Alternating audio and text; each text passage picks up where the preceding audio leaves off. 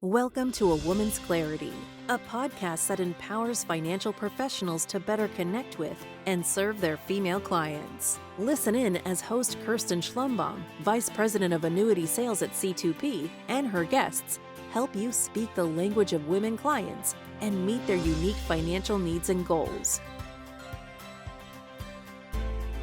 Hello and welcome to A Woman's Clarity, a podcast by C2P.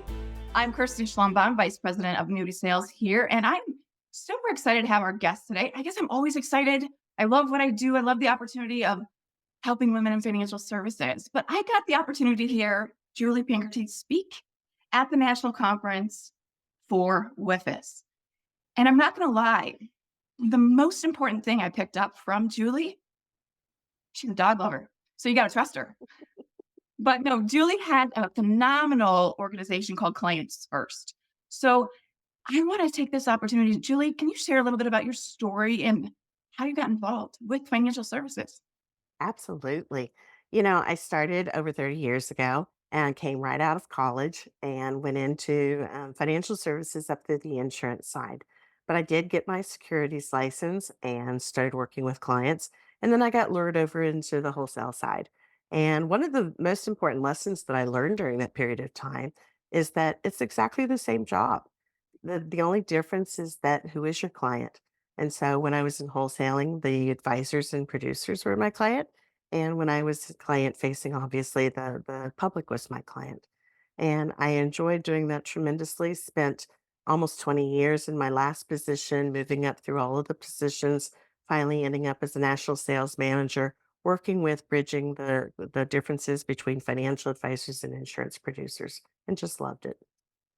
So you've been a wholesaler, kind of like myself, but it wasn't where you started out in your career services. Or did you start initially in financial services? Like you knew this is where you wanted to be? I think like most people in our industry sort of fell into it. I had met my husband my last semester of school, and he wanted to be able to stay in that town to be able to finish his law degree. And so I started hunting for jobs in Central Texas at Baylor University. And some of the best jobs were from financial services. And so I was like, this is interesting to me because I wanted to be in sales. My degree was in marketing. My mother was very proud that I'm going to use my actual degree. And that's how I came to be in it. And I found out that I loved it and had a knack for it. So you're a Baylor graduate. Yes. I'm a cyclone. So can we really talk here and get along? Yes, we can. Being rivals, just want to make sure we in this industry need to stick together. We don't need to fight each other. But I had to bring that up with the Big 12 connection here. Absolutely. But since we met at Women in Financial Services, and you had a phenomenal breakout session about rainmaking, and it inspired me. You inspired me because of your story and how you share what you do with such grace, such passion, and elegance. So let's get right down to it. I want to talk about what is the most challenging, or what's the greatest challenge facing our industry today? Absolutely. When you take a look and break down the industry, there are three basic problems. The first is that all advisors want to be able to grow their practices and scale them. The part they leave out a lot of the time is to do so profitably. They forget that part. But the second is that we have a lot of mature advisors in the industry, and they're suddenly realizing they want to be able to exit, and they're not able to do so because they haven't paid attention to the key components that go into their firm valuation. And then the third thing, the one that's near and dear, obviously, to our hearts, is that we need more women and minorities in our business. And there has been a great effort in the recruiting side of that. But unfortunately, it's almost like they come in the front door and they're going out the back door as quickly as they are coming in. And so we're having a problem with them sticking in the business or obtaining that gravitas that they need to be able to really make their mark and feel comfortable about that. But when you put all of those together, those are all big problems. And when you put all of them together, there's a Venn diagram overlay that pops up almost immediately. And it's the same exact problem that every advisor has from day one in the business all the way to the very last day of the business. And that's new client acquisition. They've got to grow their practice by getting a good flow of quality referrals coming in the door. So, for women especially, our numbers are not growing, and there's a huge tidal wave of retirement assets coming down the pipeline in the next 8 to 10 years. Why do you think this is happening? Why are our numbers, and why is the DEI movement not growing as fast either? My personal research has shown me that the firms that are bringing in the most women are great firms. There's nothing, wrong about them, but they're very large firms. And in talking with so many different advisors, so many different women, so many different minority advisors, the thing that I have found is that we tend to excel in a certain size of firm. We do fantastic as solo entrepreneurs. We do fantastic in boutique firms up to 300 advisors. But you get much beyond that. And all of a sudden, you start running into some barriers that just exist in large organizations. And we can be as, let's see, what would be the right word? We can be as attuned to those as we possibly can, but it's just literally the nature of a large organization. The personality changes. And so it makes it very challenging to still be, you can be as many women as we have, but still be the only woman in the room and to be able to speak up and utilize our voices the way that we want to. So my goal with my company, Evozen, and our ClientFirst platform is to be able to help elevate, to be able to see these women, all these wonderful women that are already in our organizations, Mhm. and to be able to help them succeed in those smaller organizations instead of just being funneled into bigger and bigger groups. And I think that was one reason I was very attracted to everything you were sharing at the conference. And as we talked more about what you do and how you do, because here at C2P, I was given the opportunity to start a Women's Clarity to help educate our advisors, speak the language of women, and grow our footprint to help not only clients, but female advisors grow in this business. Because without a plan and without a path to run on, we see women trickling out of our system. So I think it's amazing with what you do because you do a really good job. Like everybody thinks they're great at networking, right? We all think I can go to an event, I can have a cocktail, I can talk to so and so, but that's where it stops. So let's talk about networking and how you make it different and how you make it, for, in my opinion, better. We're never really taught the right way to network. Let's start out with what do we do wrong so we can get better. Absolutely. The it's true. We go into a conference and we think, hey, we've got a stack of business cards, we can shake hands, and we're going to, be able to successfully meet all the people that we're supposed to meet to be able to grow our business. And then we take our business cards home. We really don't do a whole lot with them. We kind of look at them and we're trying to remember what they'd look like, the whole process. And all of this goes into the intentionality. We A lot of the network that we do is very reactive. We may go to a networking event and we feel like that's proactive, but in reality, what you want to be able to do is to go to that event knowing who you're going to meet Mhm. and work to be able to actually create a connection there.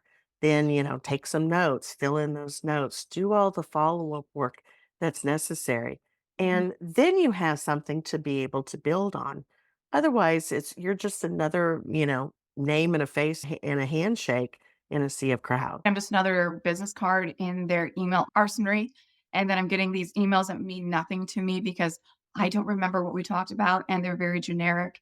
They don't inspire me to have a conversation. Whereas, take for example, when we met at WIFIS, well, first off, you talk about your dogs. You have yet dogs. Let's make sure that we give Let's honor to be your clear. dogs. Your your beautiful rescue pups. But from there, we had a conversation on the art of rainmaking. You shared your story, you piqued my interest.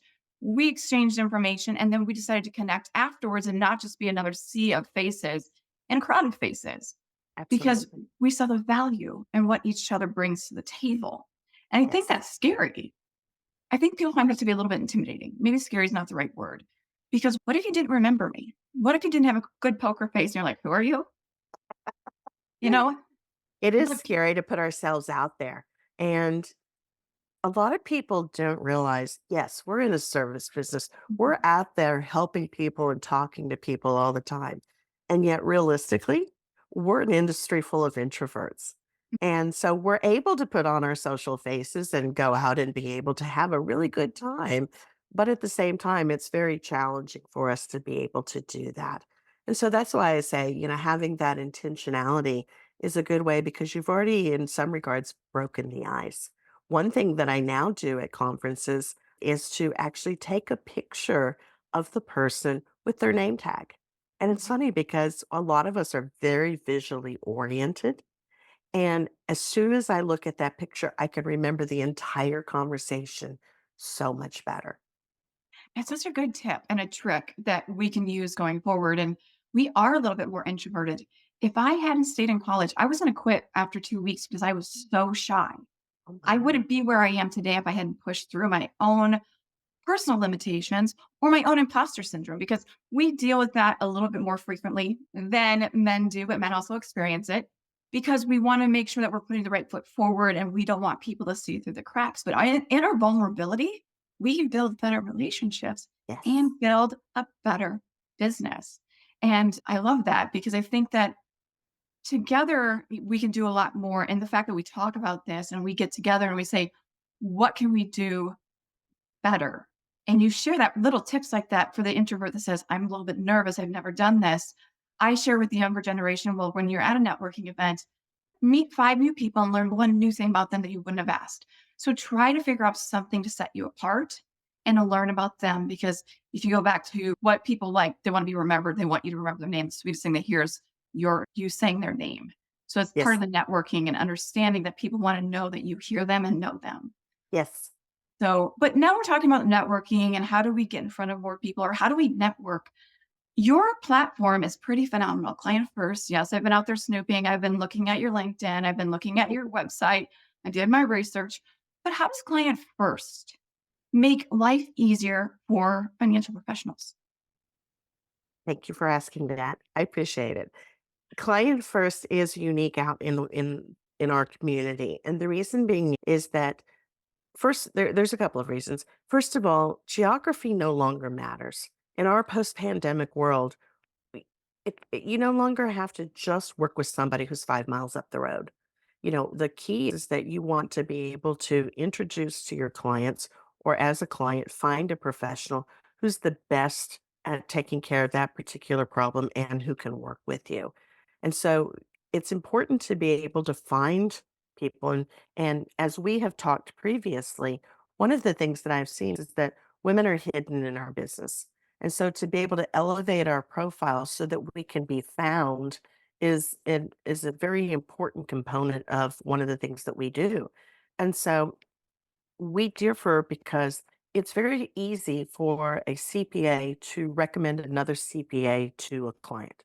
Not that they're necessarily going to do that, but if they needed it for a specific issue, all they have to do is to go to their association directory, they'll put in by geography. That's how people search directories these days. And they'll come up with a name. And, hopefully that's a good fit for the client. Maybe it will, maybe it won't be.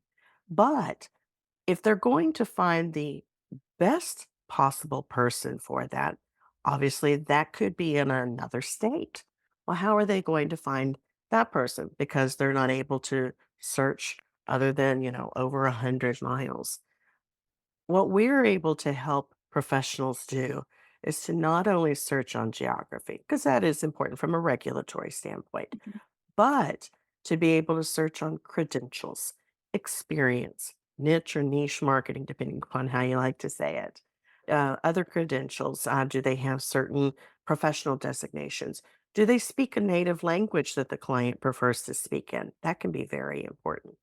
And all of these things are ways to be able to create a better fit for that client, truly putting your client first, that fiduciary requirement to put their needs ahead of yours, as well as that you have that ability now to be able to make that connection, which ties that client more closely to you because they see that you were responsible for bringing that person to them.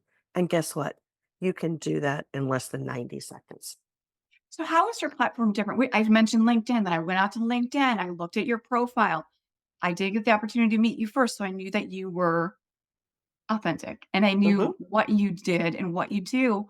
But we were talking about this earlier before we started recording. It's like I kind of paused on posting on LinkedIn because all of a sudden it was a dating website. I was getting spam emails, sometimes not feeling safe when people ask me questions. Right. So, how are you helping foster a safe community for financial professionals and women and those and minorities? Yes. First of all, one of the things I talk about is that for a lot of people, we are LinkedIn without all of those spam emails for dating, franchises, cryptocurrency, all of those usual things that our inboxes flow in from some of these social media sites. But we also go into this, every person who is in our community goes into this with a certain level of, basic knowledge of understanding. First of all, the elephant's out of the room. We're all there to network and help each other find business. Okay. So we've got the right purpose in front of us at all times. The second is that, we are fully diverse. So it's amazing how when people are doing the things that they're supposed to do on a regular basis, you do have that level of comfort because you know what to expect. It's consistent. Every time you come onto the platform, you know the experience that you're going to receive. It's consistent. And that consistency goes into both authenticity and the honesty and trust that people need to be able to foster good connections. And I love it because your platform does feel different. Do you do any type of vetting with people who sign up for your platform? Or, I mean, you talked about they understand the purpose of the platform. Is there any other requirements for financial professionals to join your platform? We do. We don't have a formal vetting at this point. We're still a young, growing company, and those services are very expensive for us to be able to provide at this time. But we're also still small enough. I know every single person that is on the platform. We walk our talk. We actually go in, and all of the people that have come to us by referral from people that we already know to be vetted and to be good, consistent people. And so as we continue to grow, we'll then accumulate the funds that are necessary to actually implement a more formal vetting process. Because at some point, obviously, the platform will be large enough that I won't know everybody. But I can say, specifically as of today, I know everybody and I'm very proud of every person that we have on that platform. The quality is amazing. Well, let's talk about your platform because you and I talked about how do you become more referable? And this is something that you and I have talked in detail about. And can you give example and how you can become immediately more referable? After I do that Google search or I look for you and I find you after 90 seconds, how do I know I can trust you? And how do I know that you're being referred right away? Absolutely. You're going to laugh. It's the simplest solution of all, and yet it's the one that people are the most afraid to do. Get a good professional headshot. It needs to be a headshot that is, as much as I love my puppy dogs do not need to be in my headshot.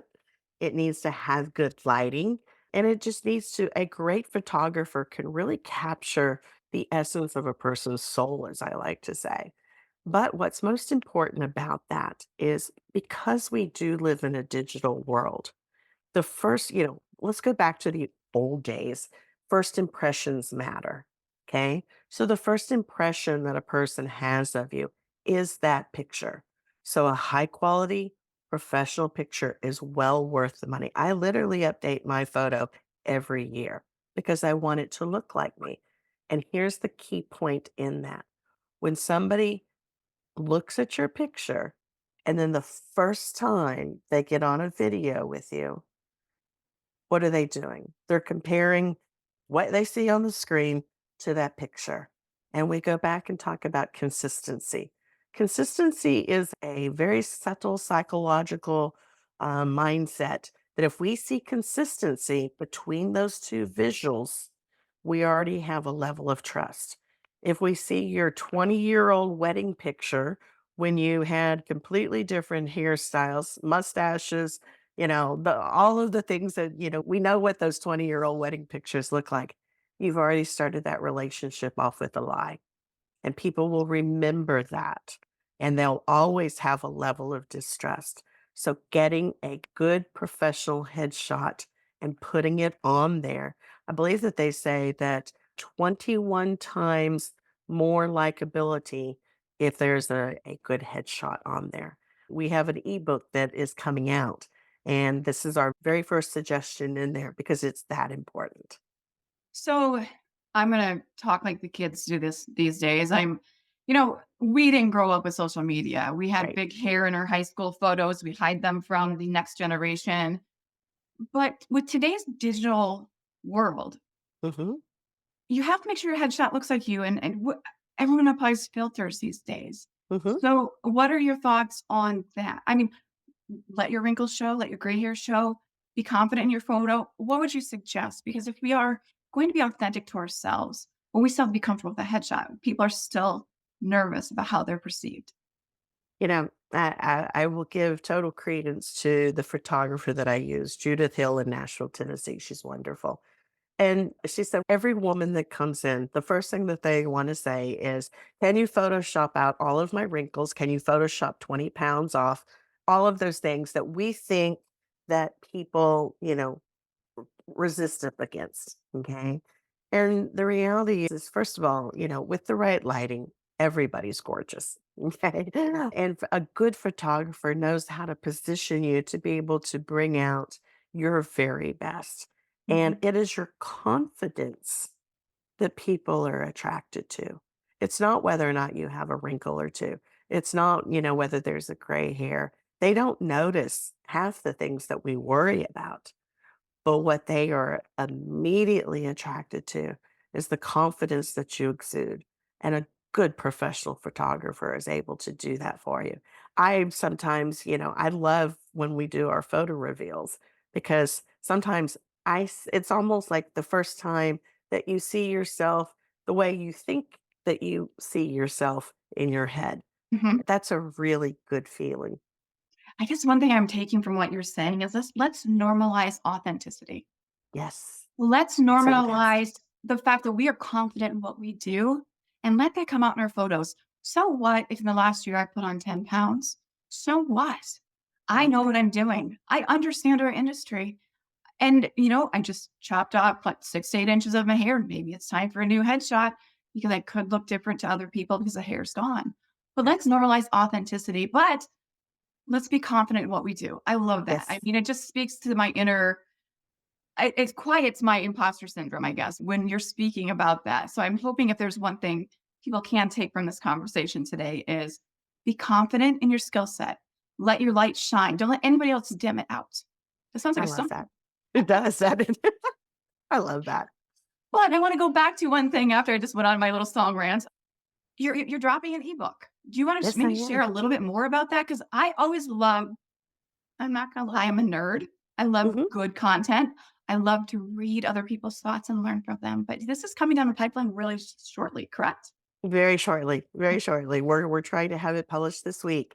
And, you know, we wanted to be able to do something a little more in depth, but at the same time to be a quick and easy read. I'm in the process of writing a much larger book, a regular book. It's called Blink because life is not neat and clean. But and so in creating this ebook, it puts me in the genre of continuing to be able to write. I write for US News and World Report, and it's a very different kind of writing to be able to bring all that together. So this ebook was my way of being able to talk about some of these things, like getting a professional headshot, how to become more referable. We want you to be a national referral magnet. That's the name of our book because we want you to be able to have this energy and enthusiasm to be able to attract because it is that magnetism between people that does that. And so we wanted something just very short and simple that people can download and have to be able to immediately put into effect. And we hope obviously that people are excited about it and want to come see what the rest of our community is all about. I'm excited about that title. How to Thank you. become a national referral magnet. Yes. Is I'm not gonna lie, I'm drawn to that because I'm like, I always think about how can I do things better with C2P for C2P and for my advisors. And I love that because I think sometimes we shy away from, again, shining and letting our authenticity and our knowledge shine through. So I'm really excited to see that come through. So I can't wait to get a Thank you. sneak peek. Thank But you. can you share your website as well? Because when I was out snooping, doing my Mhm. due diligence on your company, you've got some phenomenal blogs out there for advisors and financial professionals to help with a lot of things that you talk about with networking, finding your niche, helping with retirement, networking with CPAs. Do you mind sharing that? Absolutely. My website is www.clientfirst-evozen, evozen.com. And when you go there, if you go to the blog site, you're going to find all of the articles that I've written for US News and World Report, as well as we have a white paper on how to work with CPAs. And, we get pretty in depth. For instance, a lot of financial advisors will go to a CPA and basically said, open your book and I'll find business for both of us. That's not the way to do it. There's a whole, literally a blueprint for how to work with a CPA in a way that not only is going to get you those coveted clients, but is also going to be able to make you literally that CPA's best friend. Well, I think, and that also brings us back to C2P. One of our top courses that we have is tax management journey and Oh, being a good. tax planner and helping our clients. But that white paper and what you do to marry CPAs and financial advisors really helps our advisors help their clients and network with a great group of financial professionals with the CPA. So Absolutely. I love it. So hopefully people Yeah. listening take the time to go to your website, do a little snipping like I did, Yes. and get some great content and see what a great site you have. But as Thank we're you. wrapping up, I always like to make sure that, we talked about a lot of different things. We talked about networking, we talked about client first.